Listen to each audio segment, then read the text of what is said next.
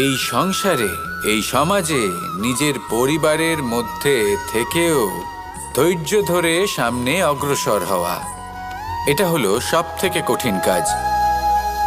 কারণ যখন আপনি তপস্যা করেন তখন সেখানে আপনার ধৈর্য ভাঙার মতো কেউ থাকেন না, না কোনো বন্ধু, না কোনো আত্মীয়, না কোনো শত্রু, কেউ না। কিন্তু যখন আপনি এই সমাজে, এই পরিবারে থাকেন, কোনো না কোনো ব্যক্তি এসে আপনার ধৈর্যের বাঁধ ভেঙে দেওয়ার ক্ষমতা রাখেন। তারা আপনার ধৈর্যের বাঁধ ভেঙে দেয়, আর কখনো কখনো তারা অনিচ্ছাকৃতভাবেই সেটা করে থাকেন। কারণ তাদের মানসিকতা আপনার থেকে আলাদা, তাদের কর্ম আপনার থেকে আলাদা, তাদের দৃষ্টিভঙ্গি আপনার থেকে আলাদা, জীবন যাপন আপনার থেকে আলাদা। সেক্ষেত্রে আপনি ধৈর্যচ্যুত হন, প্রসন্নতা আপনার থেকে ছিনিয়ে নেওয়া হয়। সেই জন্য এই সংসারে, এই পরিবার